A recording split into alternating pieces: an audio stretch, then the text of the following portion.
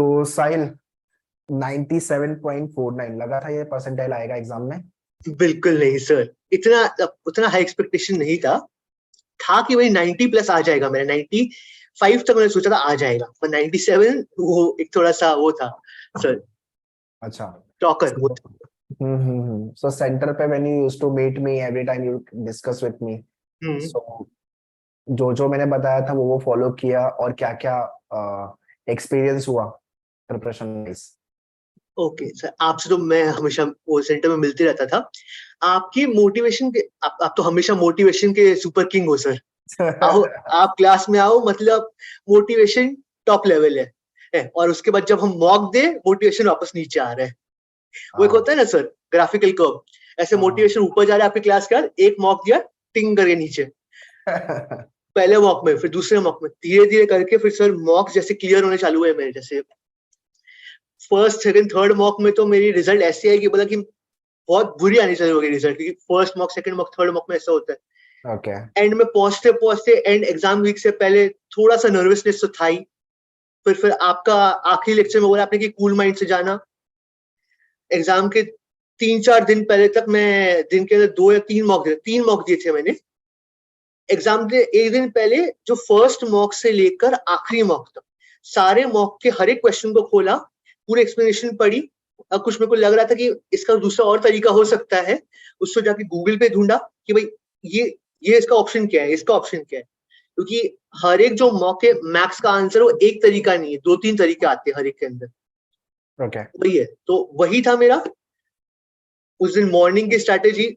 सुबह सुबह का सेशन था, तो फर्स्ट जल्दी उठ के पहले पहले माइंड क्लियर करने के लिए मैंने गया। मतलब रास्ते में जो था मेरे माइंड में यही था कि पढ़ना वढ़ना कुछ नहीं, मैं अपना फोकस करना है कि मेरे को जितने आती है वैसे करो। आपका जो स्ट्रैटेजी आपने बोली कि राउंड में सॉल्व करो, मैंने ओके। पेपर के साथ मैंने एक वॉर कर ली। मैं और पेपर एक वॉर में, ओके। वो एक राउंड जीत रहे हैं, मैं राउंड जीतूंगा। फर्स्ट राउंड में मैंने वही चालू की सारी चीजें, जैसे जो एक्सट्रीमली मेरे को आते थे, स्पीड मैक्स फटाफट कर सकता हूँ मैं, लॉजिक के जो फटाफट ब्लड रिलेशंस के ऑन द स्पॉट फटाफट आ सकते हैं वो किए, जिनमें लगा क्वेश्चन 4 या 5 लाइन से बड़ा क्वेश्चन है, सीधा वो उसको रिव्यू पे छोड़ दिया मैंने। हर ओके। एक उसको जो जो क्वेश्चन था उसको रिव्यू पे डाल दिया, और फिर एंड में वापस राउंड 2 में जो थोड़े से बड़े थे उनको सॉल्व किया, राउंड 3 में जो वो थे, तो ऐसे डिफिकल्टी सॉल्व किया मैंने अपनी sir. Okay. Okay. So Sahil is from our Dadar branch and he attended offline classroom coaching, and every time when I visit Dadar center, so he used to come and talk to me with regards to his preparation and where he got stuck, how to progress further. तो yes मतलब sir. हर सारे मतलब होता है ना कि एक preparation करो बट एक साथ में मेंटरशिप हर बार में whenever I visit he come to me and talk to me, तो वो एक अच्छा पार्ट है कि आपने कुछ पढ़ाई कर ली है, अब आगे क्या करना है। whenever you meet me I'll give you one advice, I'll move on। फिर आप वो कंप्लीट किया, next time again you are meeting me. इस तरह से स्टैंडर्डाइज करके आपकी पढ़ाई करते रहोगे तो वुड बी बेटर, और आप स्टक नहीं होगे। हाँ, थोड़ा फियर रहेगा, डर रहेगा, उसके अंदर भी था मैथ्स को लेके वगैरह, बट हो गया। सो अभी कौन सा कॉलेज टारगेट कर रहा हो साहिल? सर अभी तो मैं एसपीआईटी टारगेट करने की सोच रहा हूँ, आर यू या फॉलोइंग स्वामी कैटेगरी ना? विवेकानंदा। और एक मेरा ड्रीम तो हमेशा है, वीजीटीआई तो हमेशा ड्रीम है सर। ओके। ओके। अब you following category also what? मैं कैटेगरी के अंदर नहीं आता, like okay. Okay. It is EWS category, हाँ sir, EWS, I follow in EWS, but अच्छा। Not other category sir. EWS में all the document certificates we have, right? Yeah, this is okay. also one thing for other aspirants who are coming after. Get your documents clear in the first go. Exam जाने से पहले documents का preparation कर लो, क्योंकि मेरे को मेरे FC centre ने एक डॉक्यूमेंट के लिए थोड़ा सा इशू किया, बाकी सारे डॉक्यूमेंट्स में क्लियर थे। Okay. Okay. So you got SPIT? SPIT वो जो पूछा। एसपीआईटी एसपीआईटी में अपना एडमिशन हो गया? हाँ, सो अभी स्टिल यू आर वेटिंग कि वीजीटीआई के भी लिए ट्राई मारना है? वीजीटीआई के लिए ट्राई मानना है सर, वो ट्राई हमेशा रहेगा, क्योंकि ओके। ओके। वीजीटीआई वीजीटीआई है सर। ओके। ओके। ओके। तो चलो सेकंड नंबर पे SPIT, that is again good college. So यहाँ फिर सर एक और ऑप्शन रखा हुआ है मैंने, SPPU sir, Pune one, Pune, Pune university. Wise हो? ओके सर, वहां का जो है, वहां का एसपीआईटी काफी बेटर है। मेरा एक थॉट प्रोसेस ये रहता है कि मैं इंडिपेंडेंट होना चाहता हूँ, एक Okay. अपने पेरेंट्स, मेरे पेरेंट्स जो है वो मेरे को सपोर्ट कर ही रहे हैं, लेकिन मैं अपना इंडिपेंडेंस कब आऊंगा, जब मैं उनके नेस्ट से बाहर निकलता हूँ। एक होता है हम सब लोग एक घोंसले में हैं, अपने पेरेंट्स की प्रोटेक्शन में। आप भी क्लासेस में बोलते रहते हो हमेशा कि भाई पेरेंट्स की छत्र छाया में कितने रहोगे, बाहर निकलो। तो वही उस बाहर निकलने के लिए ही मेरे को अपने आप को बेटर करने के लिए मैं सोच रहा हूँ पुणे जाऊं। पुणे ज्यादा दूर भी नहीं है मुंबई से है। और सेकंड है, कुछ प्रॉब्लम हुई या कुछ इशू हुआ तो मैं वापस मुंबई आ सकता हूँ कुछ प्रॉब्लम सॉल्व करने के लिए। और मैं एक अपने सेल्फ वो आना चाहिए मेरे को, सो खुद पे कॉन्फिडेंस, खुद की अवेयरनेस आनी चाहिए कि हाँ अब मैं पोस्ट ग्रेजुएशन करके इस दुनिया से लड़ सकता हूँ, ये दुनिया और मैं हूँ, वो Okay. बैरियर हट गया, अब मैं हूँ वो। ओके ओके, बट ये चीज तो मुंबई में रह के भी कर सकते हो। मुंबई हाँ में सर। करियर ऑप्शन ज्यादा है, आई मीन जॉब्स वगैरह इजिली मिल जाएगी compare to the Pune, easily accessible है, एंड यू आर मुंबई कर, सब कुछ पता भी है, हाँ सो पता व्हाई है नॉट सर। मुंबई, बट घर से दूर रह के करना है, ऐसा है। घर से दूर रहने का पार्ट मेरा इसके लिए है सर, घर पे रह के भी कर सकता हूँ, पर कुछ प्रॉब्लम हो जाती है, अरे ये मदद कर लेगी, ये मदद कर लेगा। वहां पर क्या है, आप सीधा डीप एंड में ड्राइव करते हो। मैंने किया सुना था किसी मोटिवेशनल वीडियो या किसी वीडियो में सुना था कि जब आप स्विमिंग सीखते हो, आप वो शैलो एंड पे नहीं जाते जहाँ पे पानी कम हो, आप स्विमिंग वहां पे सीखते हो जहां पर डीप एंड है, आप उसके अंदर डाइव करते हो तो आपको स्विमिंग आती है। तो यहाँ आप मैं फुल गियर अंदर जाना चाहता हूँ मेरे कॉलेज के अंदर। Okay okay okay, good good. So hmm. Now let's back to the preparation part. What is your schedule in terms of the preparation, मतलब अपने lecture I think weekday batch में थे आप या वीकडे में, वीकेंड में? मेरे हमारे lectures sir Monday to Sunday complete, अच्छा अच्छा, पूरा कंटिन्यू वीक। करते थे, अच्छा अच्छा। तो प्रिपरेशन लेक्चर्स के बाद how many time you are sitting with yourself for the preparation, और शेड्यूल क्या था, मॉर्निंग आफ्टरनून इवनिंग, ऐसा कुछ शेड्यूल बनाया था कि नहीं? मेरा स्केड्यूल सर लेक्चर्स पे डिपेंड करता था। अगर मेरे लेक्चर्स मॉर्निंग की तरफ है तो मेरे जो मॉर्निंग की स्टडीज का टाइम है उसको मैं इवनिंग में पुश कर लेता था, कभी नाइट में पुश कर लेता था। अगर मैं इवनिंग के लेक्चर्स, जैसे काफी लेक्चर्स जो होते थे 3 से 5 होते थे, तो आफ्टर 5 घर पे आया, 1 घंटा आराम कर लो या कुछ घर पे आके कुछ खा लो, फिर देख रहे हैं भाई क्या क्या आज पढ़ा मैंने।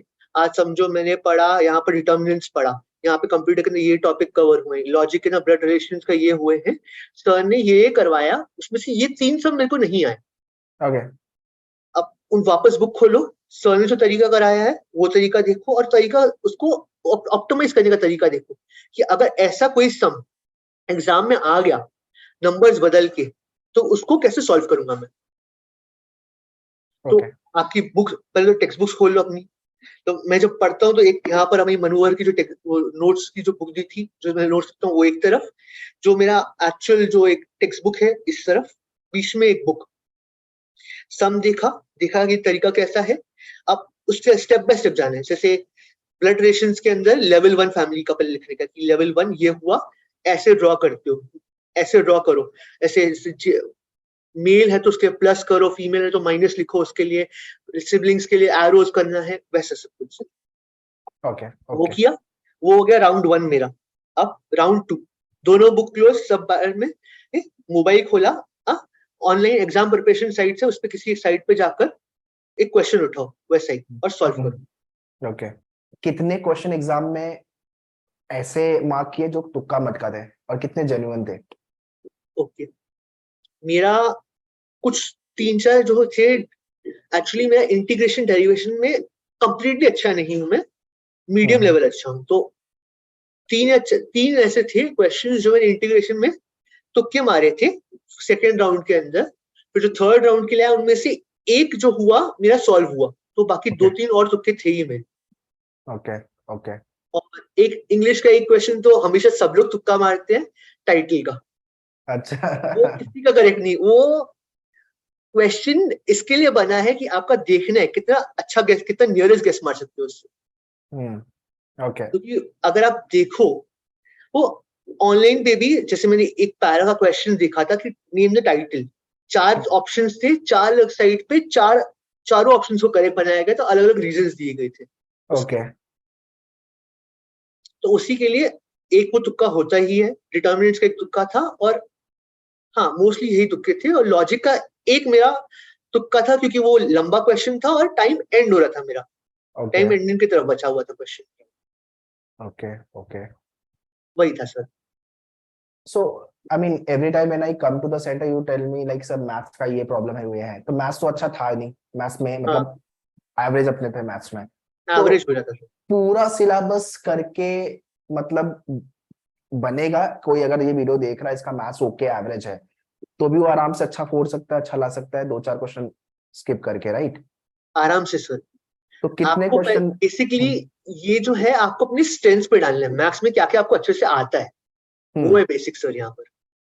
राइट. सो लाइक आपको स्पीड मैथ्स, अगर आप मल्टीप्लिकेशन टेबल्स में अच्छे हो तो उससे आपको HCF LCM एवरेज ये सब जो profit and loss, percentage profit and loss, वो आपको अच्छे से आ जाएगा। Near to near topics, integration derivation में अच्छे नहीं हो चलेगा, उसको पढ़ के जाओ, उसको छोड़ो मत, पढ़ के रखो। कहीं कहीं कभी आपका प्रीवियस ईयर के क्वेश्चन में से कोई एक क्वेश्चन आ गया, सेम टू सेम दे दिया, आपका वहां पे मार्क्स लग गया, वो 1 मार्क 2 मार्क 3 मार्क भी ज्यादा हो गया वहां पर, वो 1 2 3 मार्क आपके 1 2 3 परसेंटाइल बढ़ा सकते हैं यहाँ पर इकट्ठा होकर। Okay okay. तो out of 100 question 10 plus question तुक्का मारे हुए हैं आराम से सर, 10 प्लस तो होंगे सर। जेन्युइन टाइम अराउंड कितने होंगे? 70-80? 70 75 के बीच में, अराउंड 80 तक जा सकता है। बाकी 20 क्वेश्चन तुक्का पे गए, तुक्के पे ही गए होंगे सर। सिर्फ नेगेटिव मार्किंग नहीं है, तो 1/4 मतलब 20 क्वेश्चन से 1/4 के हिसाब से 5 क्वेश्चन करेक्ट. Yes sir. ठीक है. मॉक में हाईएस्ट स्कोर क्या था? 10 मॉक टेस्ट है अपने मैनुअल के पोर्टल पे. 10 मॉक टेस्ट मेरा हाईएस्ट आया था अगर आउट ऑफ 100 में लूं तो अराउंड 85 तक गया था मेरा. 200 मार्क्स का पेपर था ना? अगर मैं आउट ऑफ 100 उसको परसेंटेज पे लेकर आऊं, 80-85%, 160 140 से 150 के बीच, 160 तक था, उसके बीच में एक नंबर था, अभी याद नहीं एग्जैक्ट मेरे को नंबर. तो एक्चुअल एग्जाम टफ गया इसका मतलब? कुछ हद तक टफ था सर, लेकिन मैं स्ट्रैटेजी वैसे ही प्रिपेयर करके गया था सर कि भाई टफ पेपर आएगा, मैं स्ट्रैटेजी प्रिपेयर करके, मेरे स्ट्रेंथ्स क्या है, पहले स्ट्रेंथ्स मेरा कंप्यूटर्स मेरे को अच्छे से आता है, लॉजिकल रीजनिंग अच्छे से आता है, ब्लड रिलेशन अच्छे से किया हुआ है मेरा, इंग्लिश अच्छे से आएगा, तो मैं पेपर चालू ही वैसे किया. फर्स्ट राउंड पेपर सॉल्व करते गया, जो स्ट्रेंथ्स है पहले वो की, मेरे को पता है इसका आंसर यही होगा कि ऑप्शन ए मतलब ए ही है, बी सी डी लगता ही नहीं है, तो फिर वही किया. राउंड 2 के अंदर ऐसे जो मेरे को आउट ऑफ 4 2 ऑप्शंस लगते हैं कि इन दोनों में से एक होगा, या ए होगा या बी होगा. राउंड 3 4 में से कोई आपको ऐसा लग रहा है पहले टॉप 3 में से कोई भी हो सकता है, राउंड 3 मेरा वो था. तो राउंड वाइज पेपर सॉल्व थे. Okay. If you have not join offline coaching दादा centre, you have join classroom के लिए, अगर वो ज्वाइन नहीं किया होता तो क्या लगता है ये स्कोर बनता या इससे बेटर होता या इससे कम होता? कितना हेल्पफुल रहा basically classroom coaching? I want to ask. Okay, classroom काफी हेल्पफुल है, बहुत हेल्पफुल. अगर आप ऑफलाइन क्लासरूम जा सकते हो बहुत हेल्पफुल है, पर अगर कोई सेल्फ स्टडी कर रहा है, अगर उसको क्लासरूम या उसके बाजू में क्लासरूम नहीं है, तो हाँ सेल्फ स्टडी भी अच्छा है, लेकिन आपका जो होगा मार्क्स, मेरे 89 तक 89 90 तक तो आ ही जाते हैं सेल्फ स्टडी से, तो 90 से 97 का आखिरी पुश जो है आपको क्लासरूम ही दे सकता है या ऑफलाइन दे सकता है. सिंपल रीजन, घर पे आप बैठे हो, कहीं वहां पर कुकर की सीटी बज रही है, कुछ मम्मी बना रही है खाने को, अरे ये खाना बन रहा है आज, दिमाग वहां पे चल जाएगा, आपका निकल जाएगा. क्लासरूम में क्या होता है, आपके बाजू वाला वो सम सॉल्व कर पा रहा है, आप सॉल्व नहीं कर पा रहे, अब ईगो पे आ जाते हैं कि ये सॉल्व कैसे कर पा रहा है, मैं नहीं कर पा रहा, अब तो करना ही मेरे को अगला सम सॉल्व. एक फ्रेंडली कंपटीशन हो जाता है, एक फ्रेंडली वो हो जाता है, थोड़ा सा डुअल टाइप, तो वो हेल्पफुल हो जाता है आपको प्रिपरेशन के अंदर से. Okay okay great. सो जितने भी बुक्स में क्वेश्चन थे, मैन्युअल के बुक्स में टेस्ट सीरीज जितने भी, सब कुछ कर डाला था, प्रैक्टिस वगैरह प्रिपरेशन सब हो गया था? मैंने हाँ मोस्टली कवर किए थे सारे सर. कुछ ऐसे क्वेश्चन है जो मेरे को नहीं आए, 3-4 बार सॉल्व करने गया, मेरे को उनका प्रोसेस नहीं आ रहा था, मैं स्टेप्स याद करके गया था कि अगर इन स्टेप्स फॉलो करेंगे तो अराउंड ये आंसर आना चाहिए. तो मैं सोच के गया अराउंड इससे 10 ऊपर 20 ऊपर आंसर इधर आया, 10 ऊपर नीचे आया, अराउंड वो आंसर आया तो वही ऑप्शन टिक कर दूंगा मैं. तो तुक्के वाले क्वेश्चंस का ऐसा था. तो कुछ क्वेश्चंस ऐसे होते ही हैं जिनको आप मतलब उस सीईटी से वो क्वेश्चन स्पेसिफिकली इसके लिए डालते हैं कि आपका टाइम वेस्ट हो, वहां पर टाइम वेस्टिंग क्वेश्चंस हो जाते हैं। उनको या आप एंड के लिए वक्त छोड़ो, आप सारे स्ट्रॉन्ग्स आपके पूरे कर लो, एंड के टाइम जितना देने का उन क्वेश्चंस पे दो, उनको टाइम नहीं बनते, नेगेटिव मार्किंग नहीं है, चलेगा, स्किप कर सकते हो आप उनको क्वेश्चंस को।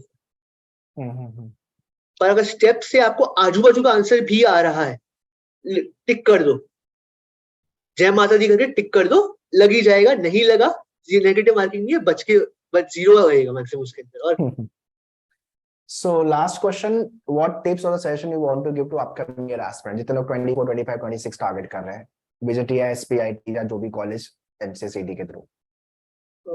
आई वुड से लाइक मैंने कहाँ पे कोट पढ़ा है, hard work beats talent when talent doesn't work hard. Okay, तो भाई ये है, पेन उठाओ, बुक उठाओ, लिखना चालू करो, सम सॉल्व करना चालू करो, जानो कि मेथोडोलॉजी क्या है। तुम्हारे अंदर 99% का भी टैलेंट, 99% का भी टैलेंट हो, अगर वो मेहनत नहीं करे, आफ्टर क्लासेस नहीं पढ़े, सेल्फ स्टडी में इंटरेस्ट नहीं दिखाएगा या मोटिवेशन अपने तरफ से नहीं डालेगा, तो हाफ अटेम्प्ट करके मतलब ही नहीं है। जाना है तो फुल स्टेप जाओ और हार्ड वर्क करो। ऐसे नहीं है कि भाई आज मेरे को क्लास में था, मैं सारे क्वेश्चंस आंसर कर पाया, इतने क्वेश्चंस आंसर कर पाया, घर पे आके मतलब मेरे को टॉपिक आते हैं, नहीं। तुम्हें टॉपिक के वो क्वेश्चंस आते हैं जो क्लास में पढ़ाए गए, लेकिन टॉपिक के ऐसे क्वेश्चंस भी होंगे जो बहुत डिफिकल्ट है, जो तुम्हें नहीं आएंगे। जब तक तुम पेन उठाओगे, सॉल्व नहीं करोगे, अपना अटेम्प्ट नहीं डालोगे या अपना विल नहीं डालोगे, तब तक तुम्हारा कुछ होने नहीं वाला है। तो बेसिक ये है, हार्डवर्क करो, लेकिन ऐसा भी नहीं है कि वो फुल हार्डवर्क यानी वो पेन उठा के सिर्फ रोड़ना चालू करो कि ये सारे सम सॉल्व कर दूंगा, नहीं भाई। हार्डवर्क का भी एक तरीका होता है कि भाई स्टेप समझो, या लॉजिक समझो कहाँ पे काम करता है, ब्लड रिलेशन का, या समझो आपका प्रोबेबिलिटी का लॉजिक समझो, कैसे क्रैक कर सकते हो। काफी ऐसे क्वेश्चंस होते हैं लॉजिक के उसके अंदर, मैथ्स सेक्शन के अंदर, जो बेसिकली लॉजिक क्वेश्चंस है, उनको सिर्फ एक व्हाइट वॉश करके मैथ्स क्वेश्चंस बना दिए आपके। वो क्वेश्चंस लिख लेंगे तब लॉजिक समझोगे। यहाँ पर मेरा वही है। और बाबा रणछोड़ दास के अगर वर्ड में बोलूं, एक्सीलेंस के पीछे भागो, बाकी सब अपने आप चल के वापस आएगा। Great. So guys that's all in this podcast. Sahil ने काफी एनर्जेटिकली सब चीजें बताई ही है, शेयर हिज एक्सपीरियंस। एंड जितने लोग क्लासरूम में प्रिपेयर कर रहे हो या सेल्फ स्टडी कर रहे हो या तो ऑनलाइन मोड में प्रिपरेशन कर रहे हो, हम रोल यही है, वर्क हार्ड, डेडिकेशन से लग जाओ, do have a planner, practice all the question, write the test series, analyse the mock, और अपने आप पे कॉन्फिडेंट रहो। सबसे पहले तो वो है, तो फिर आप कर लोगे अच्छा। ठीक है Shahil, once again congratulations for 97.49 and you got SPIT Sardar Patel, which is second number MCA institute in Maharashtra. तो great, अब आपका 2 साल पढ़ाई चालू करो and all the best for your career. Thank you so much, sir. Yeah, bye bye, take care. Yeah, all the best. Thank you. Yeah.